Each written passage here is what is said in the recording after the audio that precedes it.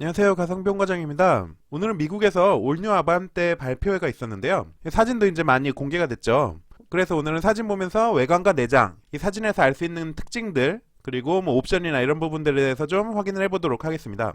우선 이번 아반떼에서 무엇보다 가장 특징적인 부분은 그릴하고 측면에 저 굴곡이 들어간 부분인데요.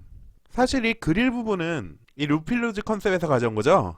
이 헤드라이트와 그릴이 어디부터 헤드라이트고 어디부터 그릴인지 알 수 없게, 사실은 컨셉은 뭐 요런 데를 LED를 박아가지고 그래가지고 라이트가 들어오게 하지만 뭐 현실적으로 그 부분이 조금 어려운 부분이니까요, 아반떼급에서는. 그래서 이 루필루즈 컨셉을 최대한 많이 반영시킨 게 그랜저 페일이었는데, 문제는 이게 호불호가 많이 갈렸다는 부분이죠. 특히 사진으로 보면 좀 멍청하게 생겼는데 실물로 보면 그래도 괜찮아요. 그런데 실물도 가까이서 보면 요 플라스틱이 너무 싼 티가 많이 나는 거예요. 그래서 이 부분 때문에 조금 아쉬움이 있었는데, 이번에 아반떼는 진짜 잘 녹여냈어요. 진짜 멋있게. 아반떼가 제대로 르필루즈를 살려냈습니다. 이거는 신현투싼 예산도인데요. 이것도 마찬가지로 르필루즈 컨셉이죠. 예상도긴 하지만은 요건 아반떼보다 조금 더 이 부분을 르필루즈와 가깝게, 어디부터가 헤드라이트고 어디부터가 그릴인지 알 수 없게 아마 이렇게 나올 것 같은데, 뭐 현대자동차 일하는 사람들 얘기 들어보면 이 투싼이 진짜 그 디자인에 대한 평가가 좋더라고요. 그래서 이 투싼도 역대급의 디자인이 나올 것 같은데, 아반떼 역시 그에 만만치 않은 디자인을 가지고 나왔습니다. 그리고 이 아래쪽에 보시면 삼각형 그리고 범퍼로 이렇게 이어지는 라인이 있죠.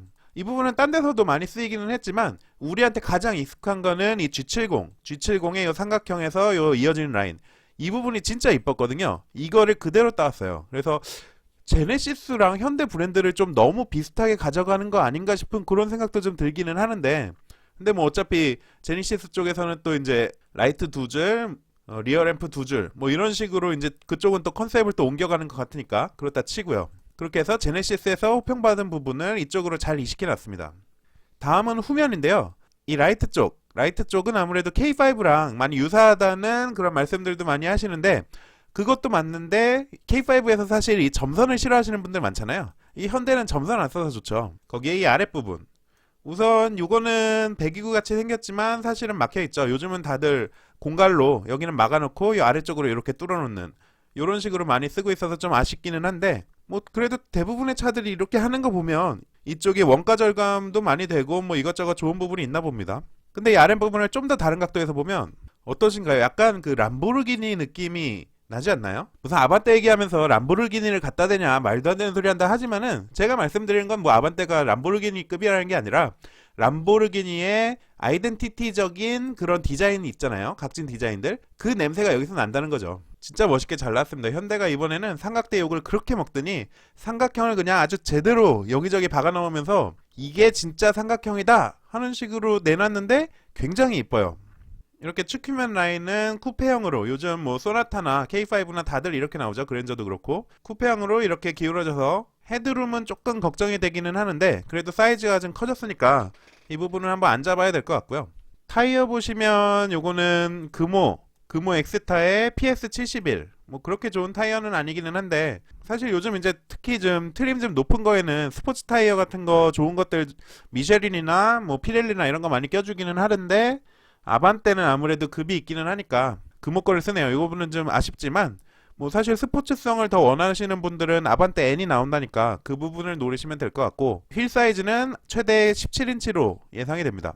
지금 나오는 거는 가솔린이랑 LPI가 먼저 나올 텐데요. 출시는 4월 정도로 예상이 되고 있고 6월에는 하이브리드가 나온다거든요. 아반떼 하이브리드는 또 어떻게 나올지, 연비는 한 30km 나올 것 같은데 굉장히 궁금합니다.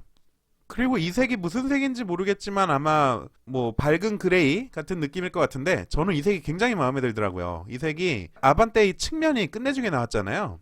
여기에 이런 식으로 넣는 차가 기존에 있었을까요? 삼각형을 진짜 멋지게 표현해놨는데 이게 금형도 굉장히 짜기 힘들고, 특히나 조금이라도 단차가 있으면 이런 데가 굉장히 보기 안 좋은데, 이거는 현대의 품질에 대한 자신감이에요. 테슬라 같은 데는 이거 이렇게 못 만들거든요. 디자인 이렇게 못해요. 그냥 사이버 트럭처럼 그냥 그렇게 각지게 만들어버리면 각지게 만들어버렸지, 이거는 진짜 품질, 단차 관리에 대한 자신감입니다. 그래서 이 측면에 이 삼각 라인을 제대로 살려주는 색상이 이 밝은 그레이가 아닌가 그렇게 생각이 들고요.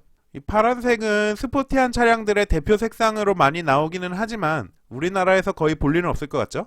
다음은 실내입니다. 저는 이 부분이 굉장히 궁금해요. 이 왼쪽에 이 부분은 액정을 넣었을 것 같지는 않고 어디에 쓰는 걸지 굉장히 궁금합니다. 뭐 터치패드 같은 식으로 이렇게 막 하는 건가? 다이얼 같이 쓰는 걸지 아니면 그냥 장식일지 모르겠습니다. 근데 장식을 이렇게 삐죽 일부러 튀어나오게 해서 장식을 쓰진 않을 것 같고요. 뭔가 기능이 있긴 있을 것 같은데 특이한 디자인이네요.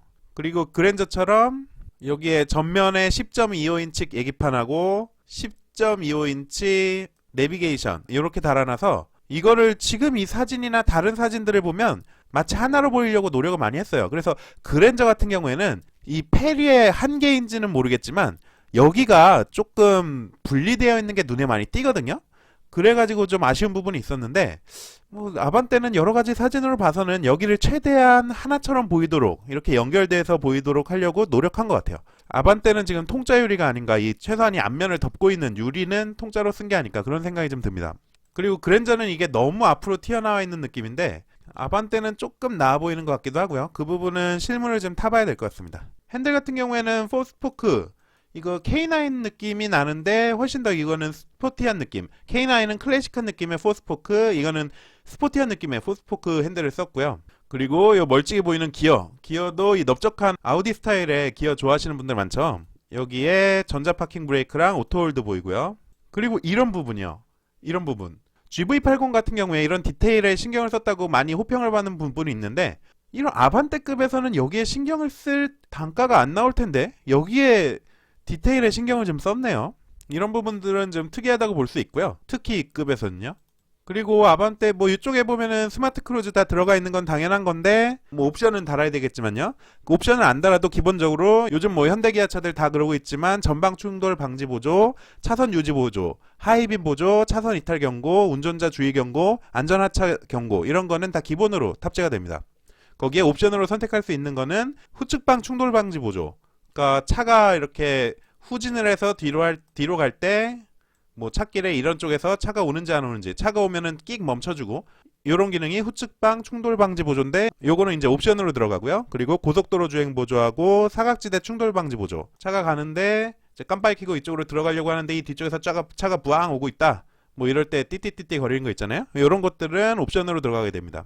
그리고 이쪽을 조금 더 자세히 보시면 이 스피커에도 디자인에 힘을 좀 준 게 보이시죠? 옵션으로 8스피커 보스 오디오가 들어가고요. 그리고 이 부분이 압권이에요.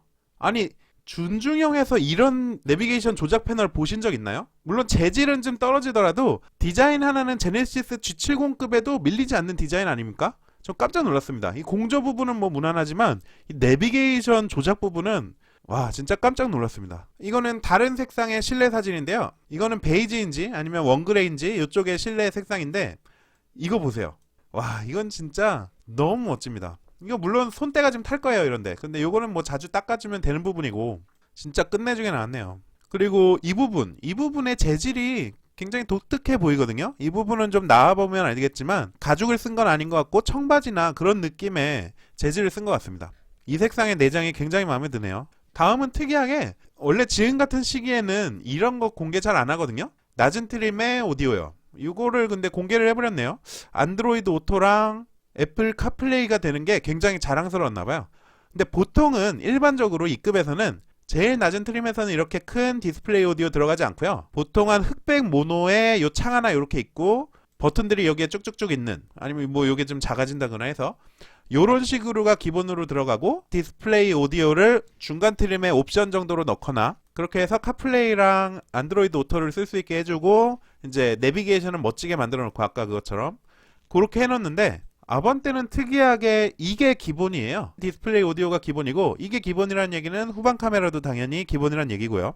아주 심하게 장난질을 치지 않는 이상. 그리고 이 정도면 깡통 트림에서도 이 정도면 탈만할 것 같은데 이 재질이 약간 아쉽지만 이 재질만 좀 하이그로시로 바꿔줬으면 더 좋았겠지만 그래도 디자인은 이 정도면 됐으니까 인터넷 시장에서는 여기에 이렇게 쫙 뭐 스티커 같은 거 붙이는 게 나을 것 같기도 해요. 카본은 제가 개인적으로 안 좋아하지만 뭐 카본 말고도 다른 좀 유광 스티커라든지 아니면 뭐 나뭇결 무늬 뭐 이런 것들도 괜찮을 것 같고 분위기 있게, 아니면 아이언맨 뭐 이런 식으로 이렇게 들어간 그림이라든지 하여튼 깡통 트림에서 이 정도 디자인의 디스플레이 오디오를 기본으로 제공해주는 것, 카플레이와 안드로이드 오토가 다 된다는 것, 이런 부분은 굉장히 괜찮은 부분이죠. 사실 랩이 있어도 현기차 랩이 못 믿겠다고 그냥 티맵 쓰시는 분들도 많거든요.